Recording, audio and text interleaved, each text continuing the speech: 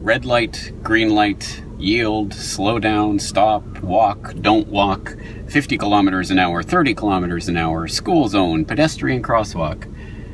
Yes, for drivers out there, you will no doubt be familiar with the dozens and dozens of injunctions that you are exhorted to adhere to every minute of every day that you are on the roads. And of course it's that way. Why shouldn't it be that way? I'm sure if we are all being honest with ourselves, we can all attest to those times in our life when on the road we have resorted to four-letter colorful words to describe the actions of the car in front of us that happens to be turning too slowly when we'd like to continue straight through the intersection, or any other number of events that happen on the road every single day that tend to piss us off, to not put too fine a point on it. Myself, as well as I'm sure everyone who's listening who is a driver, has had experiences like that. But what if I was to tell you that it is not the green lights, red lights, and other traffic signage and exhortations that actually keep order on the streets, but the exact opposite? What if I was to frame it this way? Whatever comes between you and the green light that is about to turn into a red light is not a human being, is not someone with a story that you care about, going somewhere for any number of reasons, just like yourself, trying to get from point A to point B, but is immediately and thereby a human obstacle. And all other considerations of that person's humanity go out the window because they are no longer a human, they are an obstacle.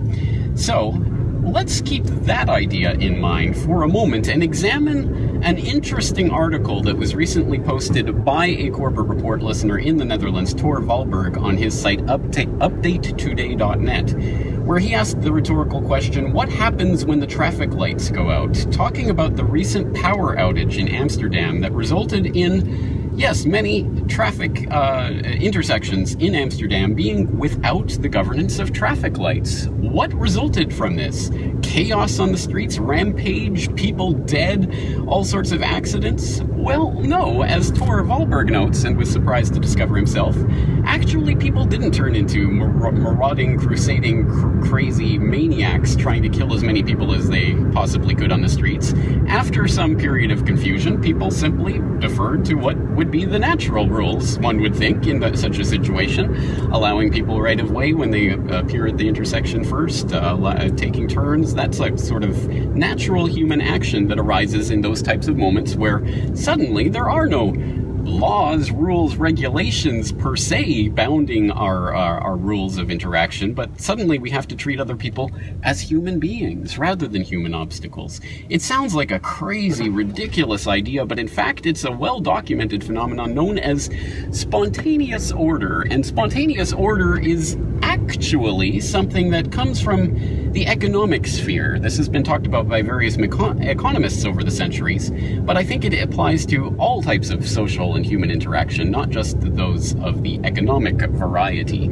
So I'm going to be writing more about this idea, generally speaking, of spontaneous order in this weekend's International Forecaster newsletter. I hope you'll tune in for that.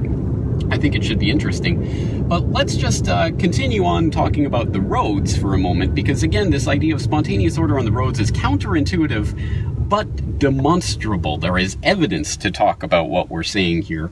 For example, those of you who have not seen the pair of YouTube videos called Roads Unfit for People and Roads Fit for People are highly encouraged to take a look at them. They are incredible examples of that type of spontaneous order that arises not from the intricate detail and description and proscription of exactly what has to happen on each road each and every time, but simply by letting people act as natural human beings toward one another.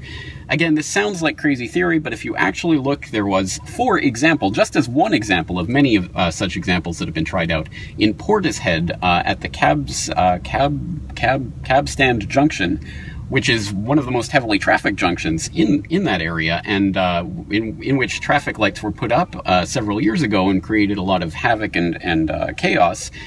The Equality Streets group, headed up by Martin Cassini, came along to try just a trial. Let's just see what happens if we take the traffic lights out. And for people who haven't seen those videos, please don't go see it, because again, seeing is believing.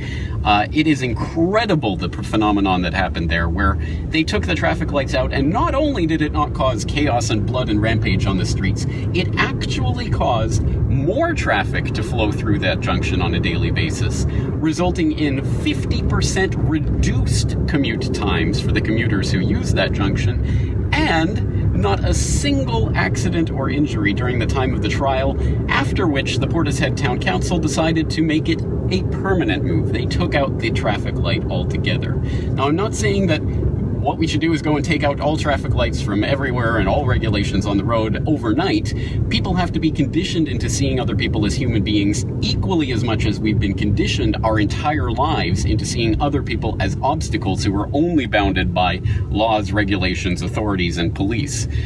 But it is a huge transition that has to take place, but it is one that is possible. Once again, the concept is spontaneous order. I have more to say about that in my newsletter coming up this weekend. Take a look for it. Until then, I'm your host, as always, James Corbett of CorbettReport.com, thanking you for joining me. Talk to you again real soon.